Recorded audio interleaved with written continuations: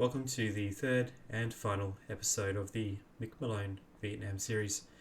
In this episode, we deep dive into Mick's post-war life, get into a bit more detail about Simmo, and as always, touch on a number of different subjects surrounding the Australian military.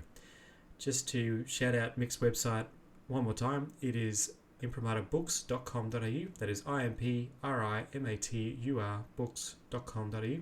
Our Facebook page is facebook.com/Oz War History, so that's AUS War History. And I want to thank Stephen Mullet, who is our first Patreon subscriber. Thanks, mate. We do appreciate your support. We're currently working on the next series, which is going to cover Neil Damus, who was a famous war correspondent. He had a super interesting story, and we'll post some updates on our Facebook page along the way. So we hope you enjoyed the last episode covering Mick. We've certainly enjoyed doing the research and producing this one. It's a very interesting story about a very interesting bloke. Anyway, I hope you enjoy this episode. We looked at Vietnam, and we looked at all those spiders and those kind of snakes that were plopping into the jungle and stuff like that. Yeah, the stuff of nightmares. Yes, and she was up your spine a little bit. Yeah. Yes, and I think we ended up talking about John McCain, the presidential candidate when Obama was first going for president. We talked about how he was kind of a impressive bloke, and really it was a bit of a shame that he wasn't elected. But I mean, the tide of history said that it had to be Obama. Yeah, he was the new kind of wave of thinking, and then we just said, well, we're leading into Mick Malone post Vietnam, so that's where we are. Okay. Yeah, post Vietnam. So look, most blokes and women for that matter, kind of coming out of war zones, they struggle because you've got constant tension. You're on your kind of toes all the time, and you never know when you're going to be snuffed out. So There's tension. a different level of intensity. Oh, well, it is, yeah. A lot of men in coming back did struggle. I know that Mr. Shreve next door to me, he was a very mild-mannered gentleman who, he was a delightful bloke. He never said a word about anyone. And a couple of times he spoke about being in a prisoner of war camp, a kind of a Stalag, not quite like Hogan's Heroes, but slightly different. Yeah. But he talked about how they were using matchboxes to make compasses, and just a few little things he said. I suspect he didn't want to talk about too much, but I thought, here's a bloke that has coped with civilian life, but probably there's a lot of buried stuff there, Absolutely. And so a lot of blokes, they come back and they bury their war memories, and in doing so, you tend not to cope so well with civilian life. I mean, you can imagine, 9 to 5, that old Dolly Parton song, 9 to 5, but and it's the same, kind of. How do you match the excitement, the kind of the mateship? The mateship, yeah, all that stuff that. And kind of the mates that you never forget, because your life depended upon them. So it's a different world, and so some men cope with it. If they had kind of loving spouses, and they had good mates, and they had things that interested them when they came back, then they had half a chance. Yeah. And Mick is one of those success stories. He really, I think, is an amazing bloke in that. He's turned what could be a terrible situation into a positive one. So he's built upon the Vietnam experience and a life a good life, I think, Yeah. But look, just to quickly run through some of the stuff that happened when he left Vietnam. We mentioned he enlisted in '66, September the 19th, and became a member of the SAS, Special Air Service. Who dares wins? In '67, commissioned a captain, so he quite a rise in rank. on December the 7th, 1988, and left the army December 1st, 1992. And so, but within those kind of two dates, 66 and 92, quite a few amazing achievements, really. You know, a sergeant major in the SAS regiment, and those sergeant majors are the toughest of the tough. You know, I mean, they're the blokes that are the conduit, so to speak. So you've got the officers who we want this done, and the sergeant majors said yes, we will make sure it's done. And so the troops who think they're on an easy life thereafter, kind of suffer badly because. Is that to remind them that hey, we got business to do here? Oh yeah, that's right. Yeah, forget about the world that you've come from. This is different, and you sink or swim to Uncle Jack. You know, kind of. He always seems to. The ghost of Uncle Jack seems to come back quite a bit, but he was. He would have been probably. A bloke that you might have, if you were sergeant major, you know, he hated marching. He was, and this idea of orderly marching, because he used to lumber along like an emu going up to water, you know. So there was, yes. So the base product was pretty ordinary. So I can imagine, a sergeant trying to teach Uncle Jack how to march, and he would have kind of despaired, I'm sure, and say. Bring in the kind of sergeant major to sort this Uncle Jack out, and I think he still would have failed. He just didn't. The trappings, all the stuff that goes with being a regimented soldier, I think he struggled with. Anyway, so he became a sergeant major in the SAS. That's Mick Malone, an instructor at Duntroon Military College. So it's the college for officers. If you wish to become an officer, it's Duntroon. A regimental sergeant major of the 1st Commando Regiment and second in command of the training squadron, Special Air Service. So, I mean, in other words, he was controlling training. This is the kind of making sure they are equipped for combat. And we know how exacting the standards would have been, that so few men were lost in Vietnam. I think only one, we talk about him a little bit later, but a lot were lost in combat, in the preparation. You can kind of look at that and you say, yeah, okay, captain eventually, but along the way, all these really difficult roles of sorting blokes out, chipping off the edges that need chipping off, Oh, well, that's right, and sometimes I'm sure some of the blokes thought they were diamonds, but they were just lumps of rock. Yeah. And they were the ones that would have been. And another point to maybe tack on to this is that not only do you have the SAS, which is an elite of the elite, he's almost the elite of the elite of the elite. Yeah, well, that's right. That's right. He said it. No, that's right. He said in the gold standard for the gold standards. So you really you've got to say just on that basis, this is pretty impressive. Yeah. His post Vietnam stuff. Yeah. But, decorations as well, the Vietnam Medal, the Vietnamese Campaign Medal, the Infantry Combat Badge, Return from Active Service Badge, National Medal, Defence Force Service Medal, and the Meritorious Medal of the Order of Australia, OIM. Pretty, there's especially that last one, they don't dish them out like they're... lollipop or something. Oh, that's right. They don't dish them out for any Joe Blow. I mean, it's for efforts that go above and beyond, So and he's in that category.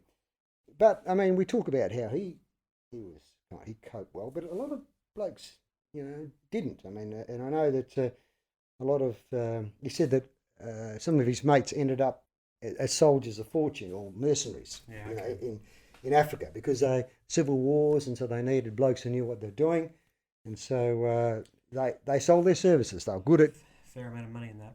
So, yes, there was, and so men who were ill at ease with the society that they came back to. How do you recapture that? So, okay, you go back into doing what you're good at.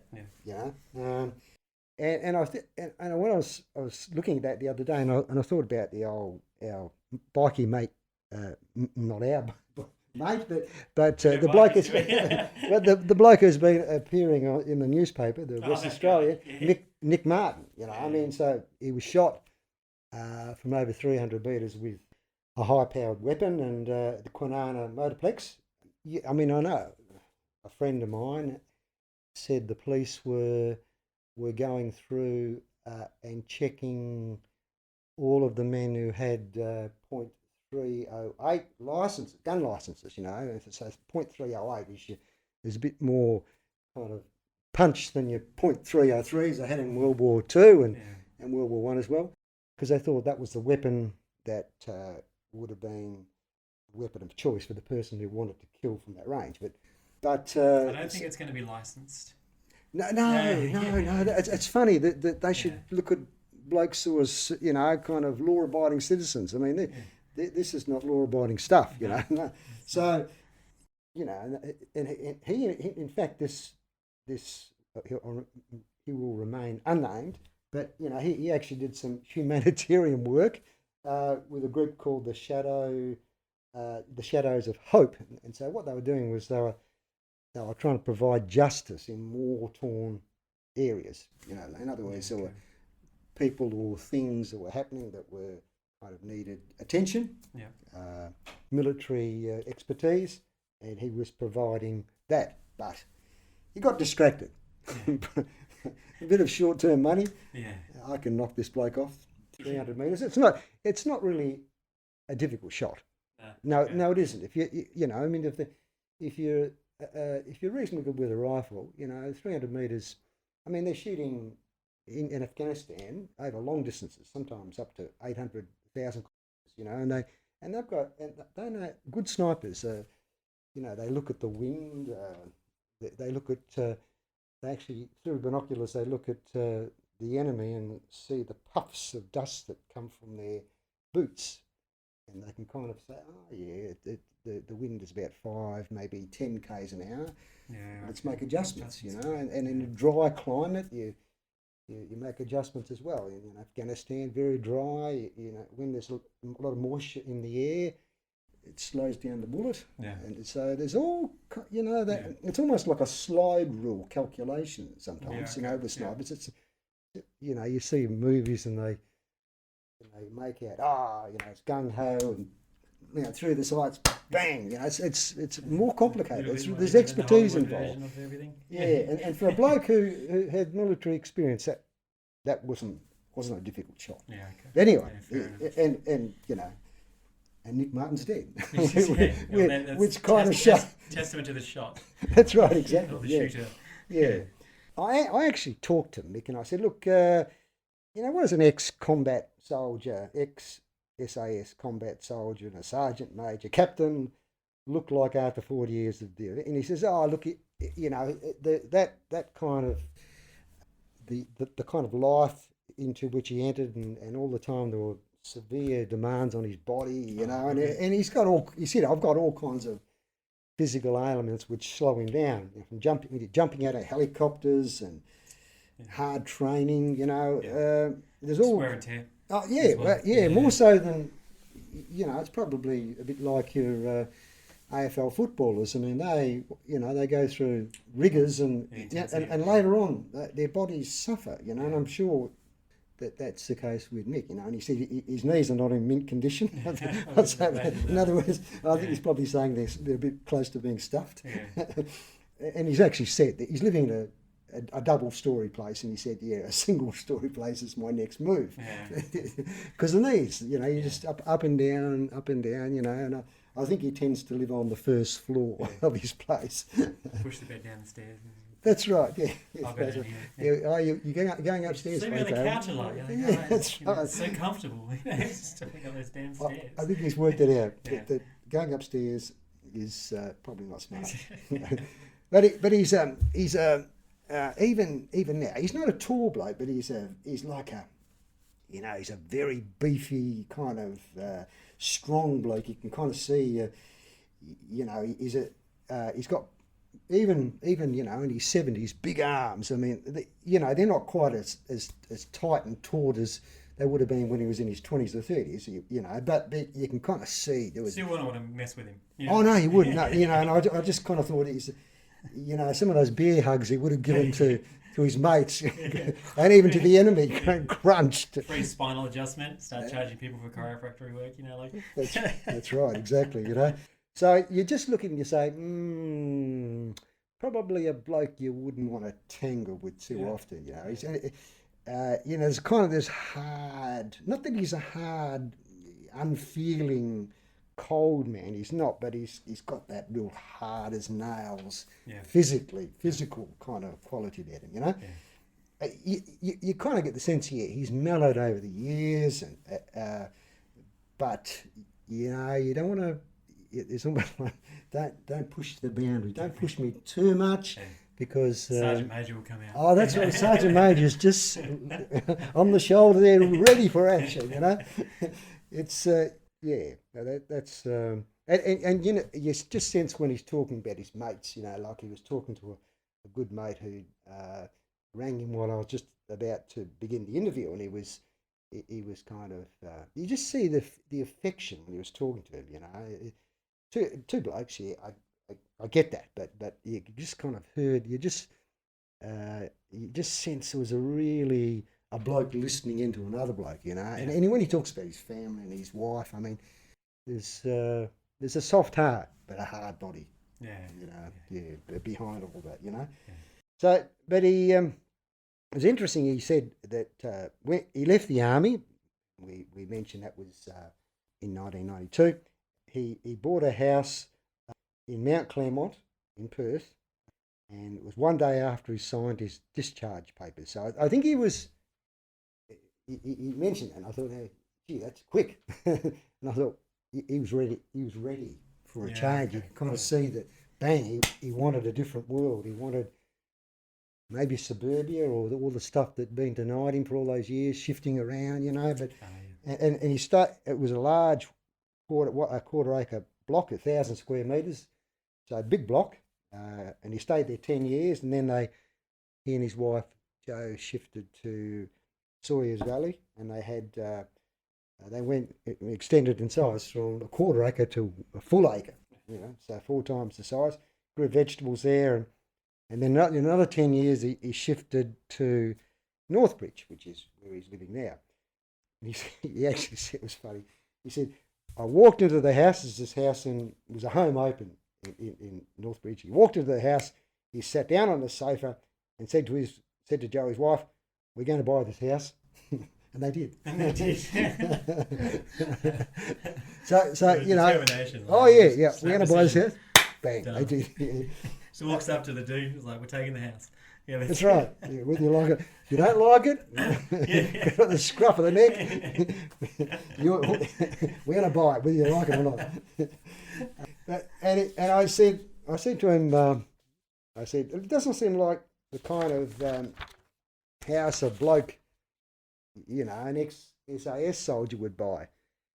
You know, this double-storey house in kind of Northbridge, and in a way, it kind of showed he'd changed enormously from the SAS bloke in Vietnam to, he's not a city slicker by any stretch of the imagination, but you know, I mean, the changes that have occurred, and so that shift to the city, I suppose, captures the change within him. Gaps yeah.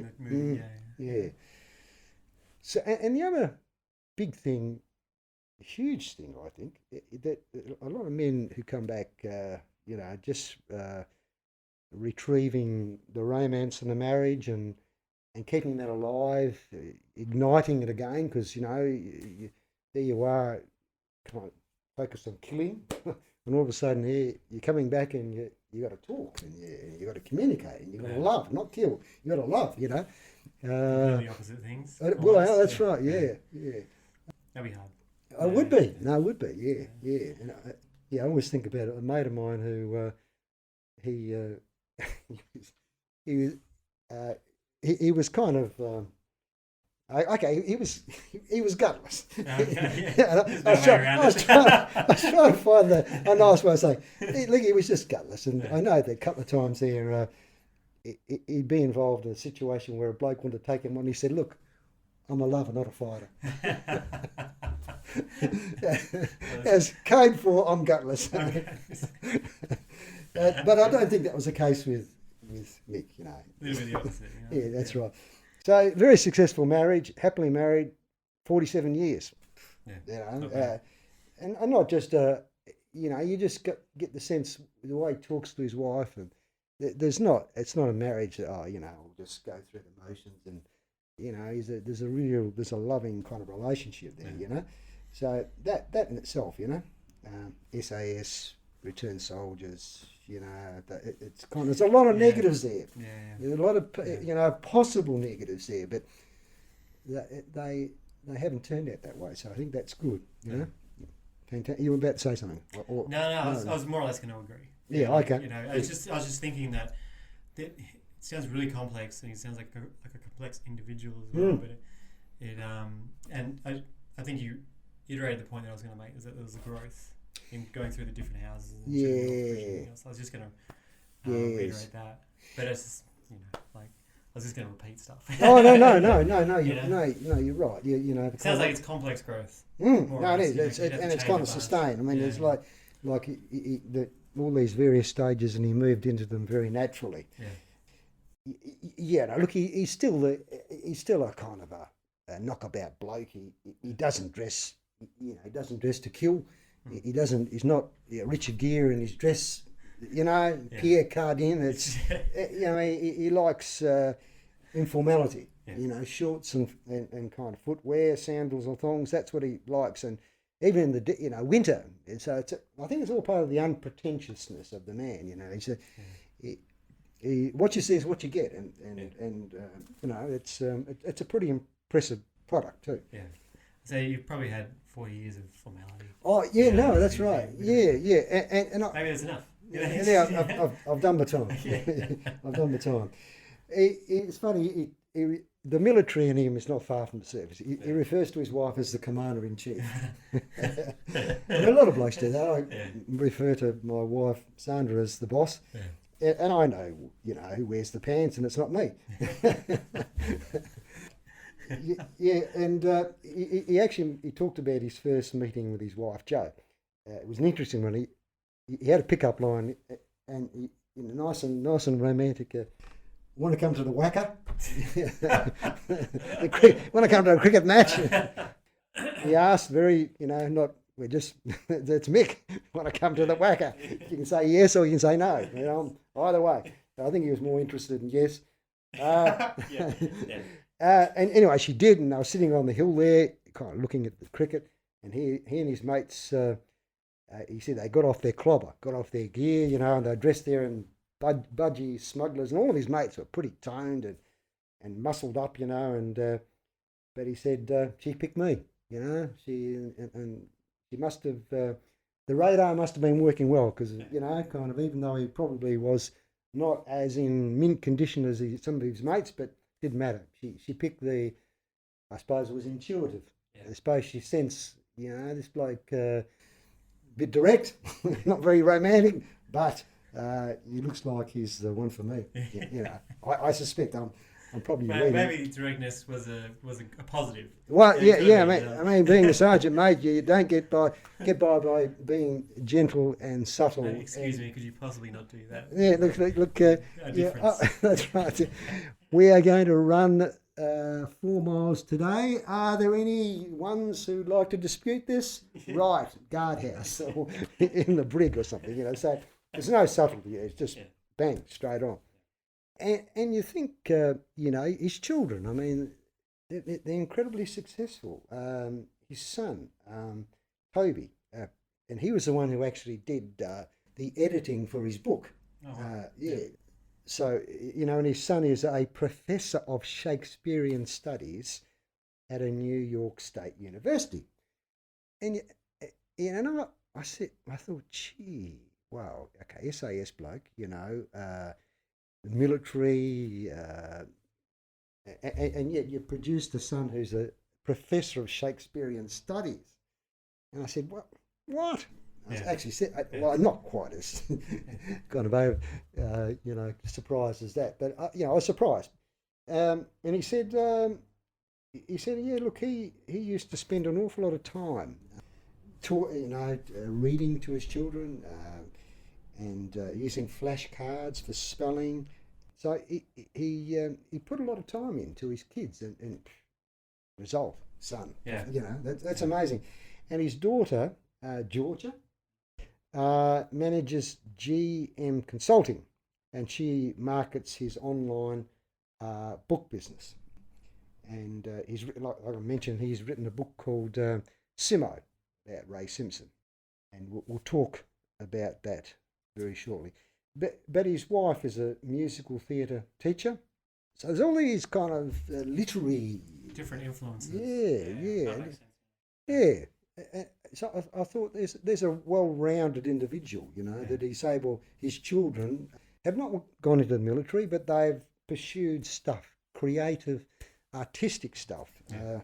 No doubt that comes from the wife as well, but Mick, as well. I'm sure he would have a huge. To get to New York State in a university to be doing any sort of Shakespearean would require a lot of discipline. Oh, and yes. It takes a man of discipline to get that far, if you know what I mean. So yeah, there's that side of it as well. There is, yeah. That just doesn't come because you've got the ability. There's years of study and your PhD, and it's that's impressive, Yeah. But he's written, as I said, this book on Simmo, and I've read it. It's a compelling read. In fact, talking about his mate and how he was talking to him on the phone before we started the interview, and his mate said, it's a good flowing read. You've done well. Kind of not overly effusive in praise, but you can see he liked it. He liked the story, good. And so I thought, that's a good measure of success. Yeah. In fact, he sold 950 copies of the book, and it's available through it's IMPRIMATUR books. I'll put links. That's right. I've got the .com.au thing there. Yeah, and it's a kind of observations from Mick, but also a lot of the men who came in contact with Ray Simpson, Simmo. He's just any bloke who's met him is just kind of my accountant who was in the army. I don't know whether it was a conscript or whether he actually did time, but he said, "Oh, yeah, Simmo." Yeah. I mean, that's right. Well, he's got kind of the stuff of which legends are made. He's just got that quality about him. Yeah. He wasn't a tall bloke, but wiry and so strong. Unarmed combat was his forte, and he's also currently writing 2 books. One is on another Victoria Cross winner in the Vietnam War, Peter Badco. He was the first one. 2 remaining Victoria Cross winners from the Vietnam War. There are only 4 in total. Kevin Wheatley and Keith Payne. Now, Keith Payne is still alive. I think he lives in Queensland. And Mick is also writing his autobiography of his life. Cool. He's 80,000 words into it, so that should be a good read when it comes out. To give you a bit of a sense of this Simmo bloke, the fierce determination of him. In Vietnam, he was shot through the thigh, and there's a lot of bleeding from an artery. The femoral artery. If you get shot there and right in the middle of it, splits it. You haven't got long. You can die very quickly because blood just pours out. So you die from blood loss. So it took a long time for him to recover from the gunshot wound, and he was sent back to Australia to recover. So it was a serious wound, and he contacted this military man called Mike Wells from Number 1 Commando Squadron. He said, "Get me fit." nice gentlemanly kind of. No frills. Get me fit. Get me back in the game. Get me back in the game. I want to be back to where I was, So he kind of got him fit. There's a toughening up regime involved, running up and down all the sand hills at Swanbourne Beach, and that was the favourite of. It does. Murderous kind of regime that. would test the fittest of people. You know, it's up and down, grinding runs up in these steep hills. You know, and it worked. It got him fit. He was back in Vietnam not long after. And apparently, there's the good story attached to his time when he was at Campbell Barracks, probably around the same time when he was recovering. The Claremont Footy Club was quite close to Campbell Barracks. Were in the doldrums. They were really struggling. Couldn't win matches, and they just, they just weren't the complete opposite of now, because Claremont is one of the leading footy clubs in the waffle competition, and they wanted someone to lift their spirits, to get them ready, And someone suggested Simmo as a trainer. And he took them over and put them through this punishing schedule up and down these sandhills around Campbell Barracks, and or the word was got out that all the players hated him, because even though they would have been fit compared to the average person, you can imagine waffle players, they would have been fit, but this level of fitness that he wanted from them, and they absolutely detested him. And so, but it was the same training he went through to recover from his leg wound, and then he heard about these. And he did it with a bloody wound. Oh, that's right. Yeah, and they're fit. And, oh my God! I know. He just, yeah. But when he heard about what these characters were saying about it, he said, "I'm not surprised. They're cream puffs." Amazing. Yeah, well, I mean, tough blokes, AFL, waffle footy players, but cream puffs. So good. It is, it says something about the man, captures him beautifully, Mick said he met him in Vietnam, and after he won the Victoria Cross, and he was a mentor to many men, many troops, he told them stories about warfare, but there was always a kind of a moral component to his stories.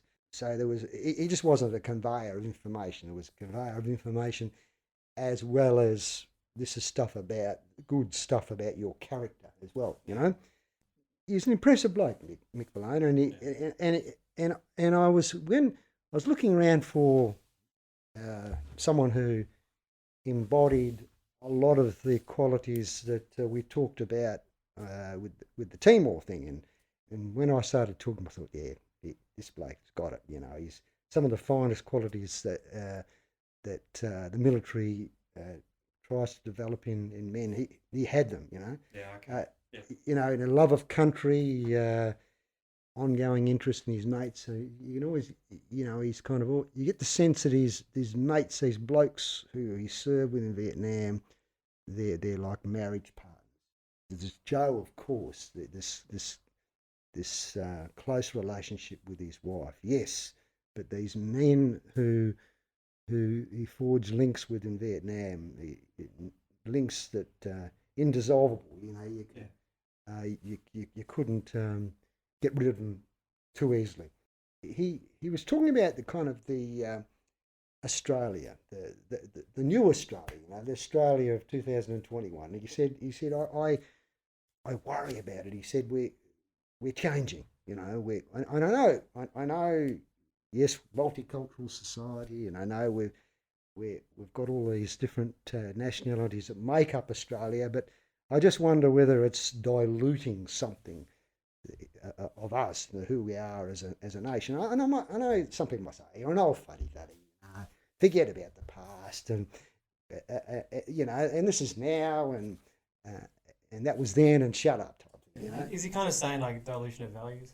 He is, and he said, and he said, we've become a bit of a soft nation, and we want others to do the hard work, and I worry a bit about. I know it's a bit political, but I'll have a go anyway. We talk about this kind of making WA and a safe society, and I always get the sense that what's the paramount value here? Being safe.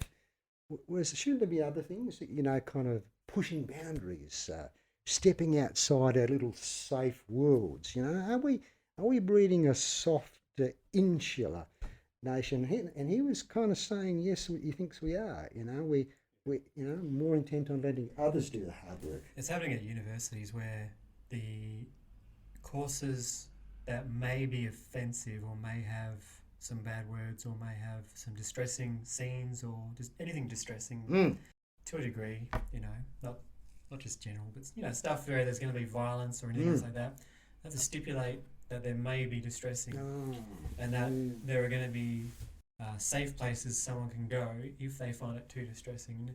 It goes a little, in my opinion, it goes a little bit against what university is about. University is about growth. Yes. It's about becoming a person who's skilled enough to go out into the workforce and to deal with it. And if you're going out there to a workforce and expecting a safe space, you're not going to get it. No. You're going to get told to just get on with it, kind of thing. So it's a little bit soft in that regard. It's like, I can confess that I don't know enough to form a great opinion about it, but my opinion about it is that that's not good. No, I agree. And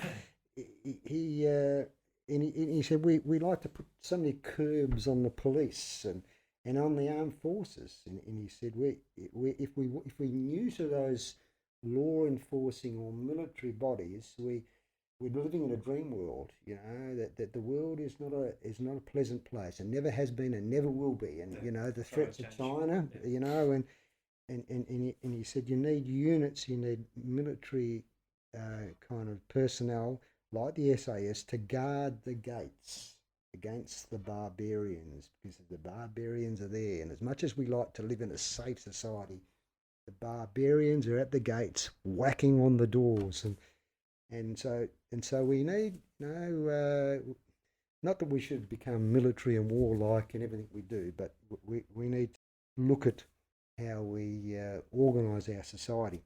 And he said in particular he was quite scathing in his criticism of the way that Ben Roberts-Smith, Victoria Cross winner from the Afghanistan War, is being treated by the media. I mean, there's a lot of court cases right now. He's suing Channel 9. In their eyes, he's already guilty. Yeah, that's right. Yeah, that's right. And he's a tall poppy. Kind of literally and metaphorically, he's a giant of a man. So, they're taking on a bloke that is held high, in this esteem-wise by the Australian military and by the Australian people. So it's a shame, and it's a shame that, he actually said he's one of the bravest soldiers we've ever had since Simmo.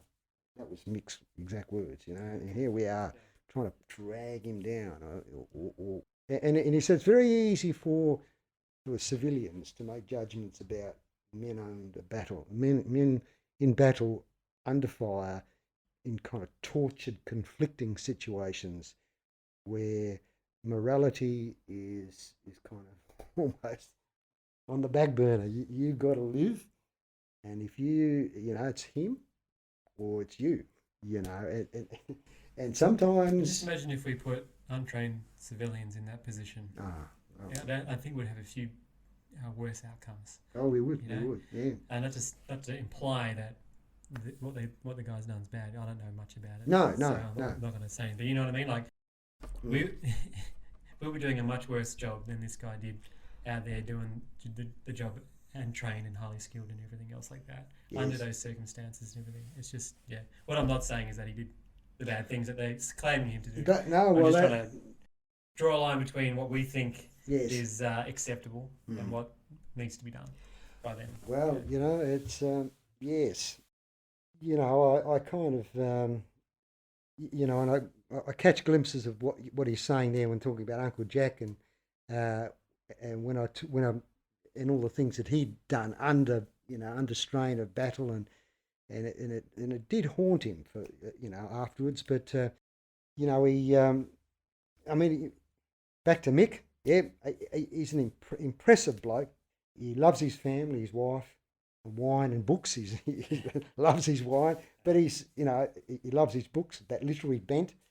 And at the end of the interview, I thought he can be very happy with the course of his life in Vietnam and the years after he left.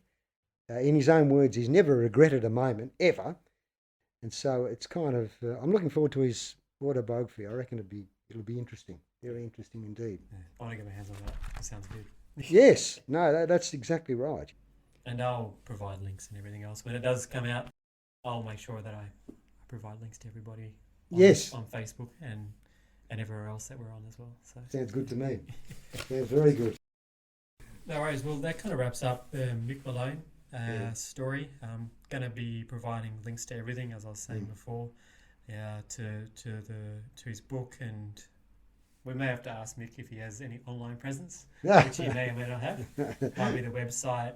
Or Oh anything no! else Look, like that, he but, puts out a catalogue of all the books that he's like a not a publisher, but he's a distributor of books. You know, military books. yeah. And he's got a catalogue. In fact, I go to a military historical society group every month, and they have all kinds of interesting talks about different things. You know, I mean, I'm reasonably au fait with kind of military stuff. You know, otherwise I wouldn't be doing a podcast like this. On Australian war history. That's right. But these blokes are amazing. You know, they you know, Mick has just issued an email with all of the catalogue. Oh, we'll find it and we'll Yeah. check it on the thing as well, so Yeah. everyone can check that out as well. All right, cool. No worries. We'll be back in shortly for the journalist as well. Oh yeah, that's right, Neil Davis. Neil Yeah, Davis. no, very interesting bloke. You know, Vietnam War, but other wars as well. So no, his story. When I read all about it, I thought, whoa, gee, that's amazing. You know, so amazing story should be told.